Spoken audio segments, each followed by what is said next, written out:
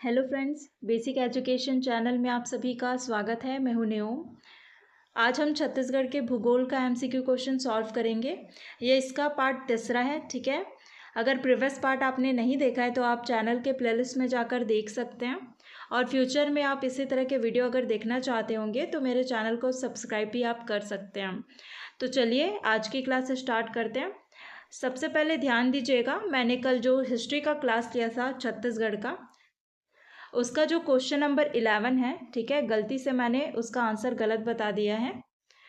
Question था भारत छोड़ो आंदोलन के दौरान जो छत्तीसगढ़ में जो है दुर्ग की जिला कचहरी में आग किसने लगाया था, ये प्रश्न था।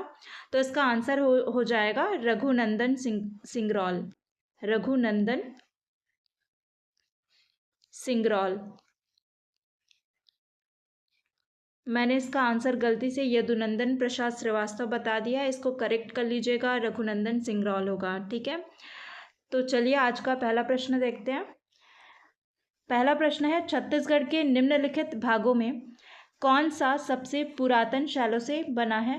पहला ऑप्शन है हसदेव रामपुर बेसिन, दूसरा ऑप्शन है रायपुर उच्चभूमि, तीसरा ऑप्शन है सरगुजा बेसिन, चौथा ऑप्शन है बैलाडीला की पहाड़ी। तो छत्तीसगढ़ का जो बैलाडीला की पहाड़ी है ये सबसे पुरातन शैलों से बना हुआ है, जो कि आर्यन एवं धारवाड़ जो क्रम का जो शैल समूह है इससे निर्मित है बैलाडीला की पहाड़ी, ठीक है। तो इसका राइट आंसर हो जाएगा ऑप्शन चौथा। अगला प्रश्न है, छत्तीसगढ़ की भूगर्भीय संरचना में निम्नलिखित में से किन दो शैल समूहों का विस्तार सबसे अधिक है। पहला ऑप्शन है ग्रेनाइट और लेटेराइट, दूसरा ऑप्शन है धारवाड़ एवं दक्कन, तीसरा ऑप्शन है आर्कियन एवं कडप्पा, चौथा ऑप्शन है ऊपरी और निचली गोंडवाना। तो छत्तीसगढ़ की भूगर्भीय संरचना में जो है आर्कियन और कडप्पा शैल समूह का विस्तार सबसे ज़्यादा है, ठीक है। जो आर्कियन शैल समूह है, आर्कियन शैल समूह, इसका छत्तीसगढ़ में विस्तार लगभग 50% क्षेत्र में है। और जो कडप्पा शैल समूह है इसका विस्तार छत्तीसगढ़ के लगभग 25 से 30% क्षेत्र में है, ठीक है। यानी इस प्रश्न का राइट आंसर हो जाएगा ऑप्शन तीसरा। अगला प्रश्न है, निम्नलिखित में से कौन सी अक्षांश रेखा छत्तीसगढ़ से गुजरती है। पहला ऑप्शन है 0 डिग्री अक्षांश, दूसरा ऑप्शन है 23.5 डिग्री उत्तरी अक्षांश, तीसरा ऑप्शन है 23.5 डिग्री दक्षिणी अक्षांश, चौथा ऑप्शन है 66.5 डिग्री उत्तरी अक्षांश। तो छत्तीसगढ़ में कौन सा अक्षांश रेखा छत्तीसगढ़ से गुजरती है, तो इसका राइट आंसर हो जाएगा ऑप्शन दूसरा 23.5 डिग्री उत्तरी अक्षांश, ठीक है।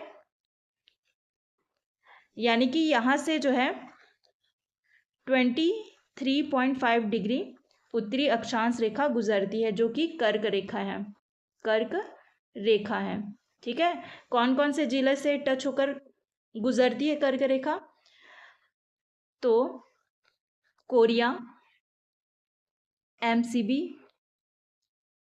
सूरजपुर और बलरामपुर, ये चार जो जिले से होकर गुजरती है छत्तीसगढ़ से कर्क रेखा, ठीक है, याद रखिएगा। अगला प्रश्न है, बीजापुर जिले में किस समूह की चट्टानें पाई जाती हैं। पहला ऑप्शन है विंध्यन शैल समूह, दूसरा ऑप्शन है गोंडवाना शैल समूह, तीसरा ऑप्शन है कडप्पा शैल समूह, चौथा ऑप्शन है धारवाड़ शैल समूह। तो जो बीजापुर जिला है, देखिए ये छत्तीसगढ़ का मैप है, ठीक है। यहाँ पे है बीजापुर जिला और यहाँ पे पाया जाता है धारवाड़ शैल समूह की चट्टानें। धारवाड़ शैल समूह की जो चट्टानें हैं यहाँ पे पाया जाता है। तो इस प्रश्न का राइट आंसर हो जाएगा ऑप्शन चौथा। अगला प्रश्न है, छत्तीसगढ़ में स्थित निम्नलिखित में से कौन सा शैल समूह में चूने के पत्थर की प्रधानता है। पहला ऑप्शन है विंध्यन क्रम, दूसरा ऑप्शन है कडप्पा क्रम, तीसरा ऑप्शन है गोंडवाना क्रम, ये क्रम होगा, चौथा ऑप्शन है धारवाड़ क्रम। तो छत्तीसगढ़ में जो है चूने का जो पत्थर होता है इसकी प्रधानता होती है कडप्पा क्रम की चट्टानों में, ठीक है। यानी ऑप्शन दूसरा इसका राइट आंसर हो जाएगा। देखिए ये छत्तीसगढ़ का मैप है और इस वाले एरिया में कडप्पा क्रम की चट्टानें पाई जाती है, ठीक है। और इसीलिए यहाँ पे सबसे ज़्यादा पाया जाता है चूना पत्थर, ठीक है। कौन सा खनिज पाया जाता है, चूना पत्थर पाया जाता है। ठीक है, आगे बढ़ते हैं। छत्तीसगढ़ के कितने प्रतिशत भाग में गोंडवाना शैल समूह का विस्तार है? पहला ऑप्शन है 17%, दूसरा ऑप्शन है 27%, तीसरा ऑप्शन है 28% और चौथा ऑप्शन है 25%। तो छत्तीसगढ़ के जो गोंडवाना शैल समूह है इसका विस्तार है छत्तीसगढ़ में लगभग 17%। ठीक है, छत्तीसगढ़ के लगभग 17% क्षेत्र में गोंडवाना शैल समूह का विस्तार है। ठीक है, तो इस प्रश्न का राइट आंसर हो जाएगा ऑप्शन पहला। और जो गोंडवाना शैल समूह इसका प्रमुख खनिज कौन सा होता है? तो वो होता है कोयला। कोयला प्रमुख खनिज होता है गोंडवाना शैल समूह का। अगला प्रश्न है, सरगुजा बेसिन की संरचना में किस क्रम की चट्टान अधिक है? पहला ऑप्शन है धारवाड़, दूसरा ऑप्शन है कडप्पा, तीसरा ऑप्शन है विंध्यन, चौथा ऑप्शन है गोंडवाना। तो सरगुजा बेसिन की संरचना में जो है गोंडवाना क्रम की जो चट्टान सबसे अधिक होती है, यानी ऑप्शन चौथा इसका राइट आंसर हो जाएगा। अगला प्रश्न है, दामोदर नदी घाटी किस लिए प्रसिद्ध है? पहला ऑप्शन है गोंडवाना युगीन कोयले के भंडार के लिए, दूसरा ऑप्शन है कडप्पा युगीन चूना पत्थर के भंडार के लिए, तीसरा ऑप्शन है बॉक्साइट के भंडार के लिए और चौथा ऑप्शन है लॉयस्क के भंडार के लिए। तो जो दामोदर नदी घाटी है ये प्रसिद्ध होता है गोंडवाना युगीन कोयले के भंडार के लिए। ठीक है, यानी ऑप्शन पहला इसका राइट आंसर हो जाएगा। अगला प्रश्न है, भारत के संदर्भ में छत्तीसगढ़ किस भू आकृति प्रदेश के अंतर्गत आता है? पहला ऑप्शन है उत्तरी मैदान, दूसरा ऑप्शन है तटीय मैदान, तीसरा ऑप्शन है उत्तरी पर्वत, चौथा ऑप्शन है प्रायद्वीपीय उच्च भूमि। तो भारत के संदर्भ में जो छत्तीसगढ़ है ये आता है प्रायद्वीपीय उच्च भूमि आकृति प्रदेश के अंतर्गत। ठीक है, यानी ऑप्शन चौथा इसका राइट आंसर हो जाएगा। अगला प्रश्न है, निम्नलिखित में से कौन सा छत्तीसगढ़ की भौगोलिक सीमा में सम्मिलित नहीं है? पहला ऑप्शन है छोटा नागपुर का पठार, दूसरा ऑप्शन है दंडकारण्य का पठार, तीसरा ऑप्शन है ब्रह्मगिरी का पठार, चौथा ऑप्शन है बघेलखंड का पठार। तो छत्तीसगढ़ की भौगोलिक सीमा में सम्मिलित नहीं है, तो इसका राइट आंसर हो जाएगा ऑप्शन तीसरा ब्रह्मगिरी का पठार। ठीक है, ऑप्शन तीसरा। बाकी जो छोटा नागपुर का पठार है, देखिए मैप में देखिए कि ये वाला जो एरिया है ये है छोटा नागपुर पठार का भाग। ठीक है, ये है बघेलखंड पठार का हिस्सा। ठीक, बीच वाला है जिसे बोलते हैं कडप्पा क्रम। ठीक है, यहाँ पे बोलते हैं छत्तीसगढ़ का मैदान या महानदी बेसिन बोलते हैं इसको, महानदी बेसिन। और ये हिस्सा है दंडकारण्य पठार का। ठीक है, याद रखिएगा मैप के थ्रू। अगला प्रश्न है, छत्तीसगढ़ के किन जिलों से कर्क रेखा गुजरती है? पहला है कोरिया सरगुजा बलरामपुर, दूसरा है जशपुर सरगुजा कोरिया, तीसरा ऑप्शन है कोरिया सूरजपुर बलरामपुर, चौथा ऑप्शन है कोरिया जशपुर सूरजपुर। तो छत्तीसगढ़ के किन जिलों से कहा जा रहा है कि कर्क रेखा गुजरती है? तो इसका राइट आंसर हो जाएगा ऑप्शन तीसरा कोरिया सूरजपुर बलरामपुर। ठीक है, और इसके अलावा एमसीबी, जैसे मैंने प्रीवियस क्वेश्चन पे आपको बताया है इसी क्लास में। ठीक है, याद रखिएगा ये क्वेश्चन पूछता है कि कौन सा जिला कर्क रेखा से गुजरती है या कर्क रेखा से नहीं गुजरती है, ऐसे प्रश्न पूछे जाते हैं एग्जाम में।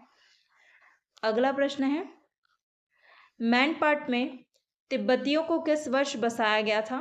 पहला ऑप्शन है 1960, दूसरा ऑप्शन है 1962, तीसरा ऑप्शन है 1965, चौथा ऑप्शन है 1972।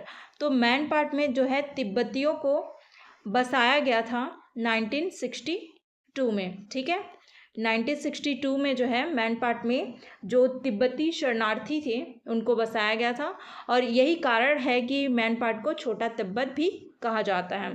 ठीक है, क्या कहा जाता है? मैनपाट को छोटा तिब्बत बोलते हैं, तिब्बत।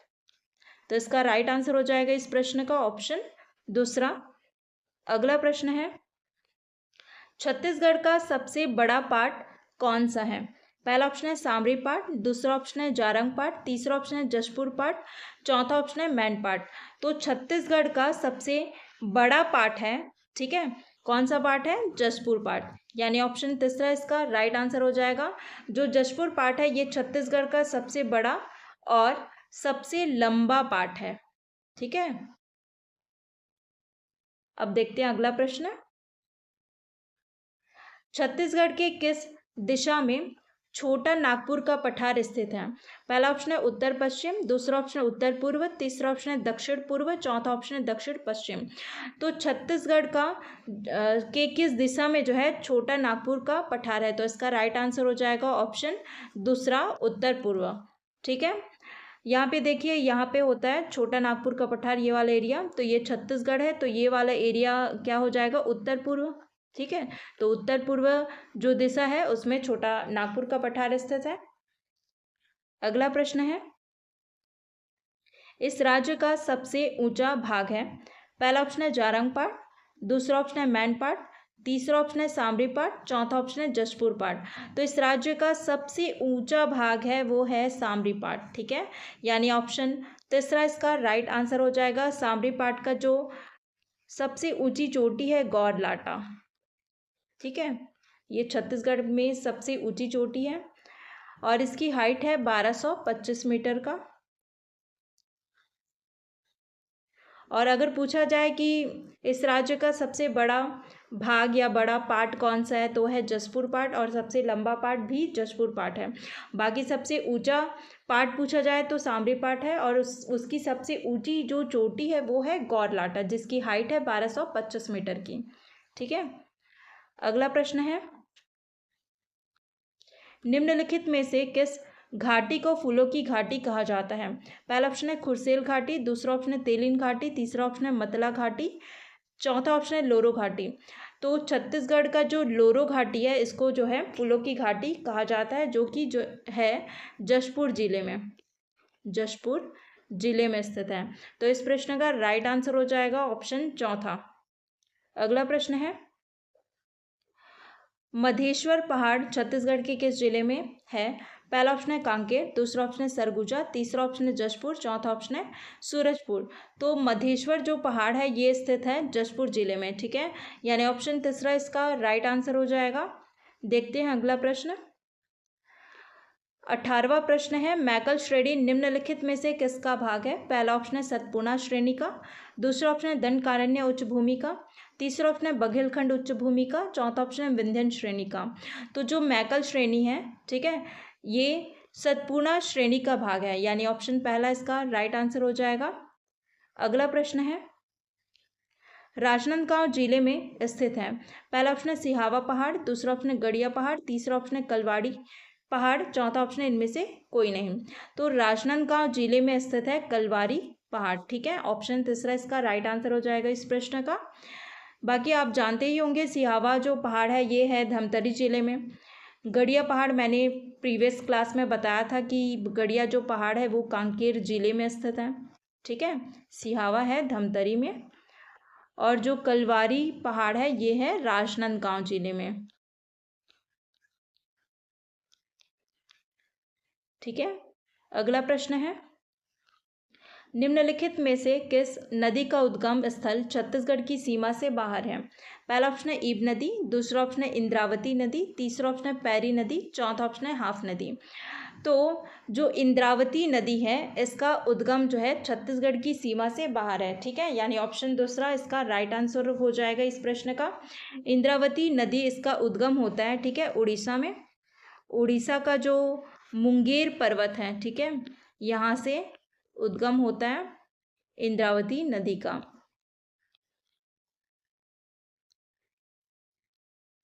आपके लिए आज का प्रश्न है, बालम घाट स्थित है? पहला ऑप्शन है सरगुजा, दूसरा ऑप्शन है कवर्धा, तीसरा ऑप्शन है गौरेला पेंड्रा मरवाही, चौथा ऑप्शन है कोरिया। तो आपको इस प्रश्न का आंसर जो है कमेंट सेक्शन में बताना है। ठीक है, वीडियो अगर पसंद आया होगा तो वीडियो को लाइक शेयर कीजिएगा और चैनल को सब्सक्राइब कीजिएगा। ठीक है, तो आज की क्लास में बस इतना ही, मिलते हैं अगली क्लास में।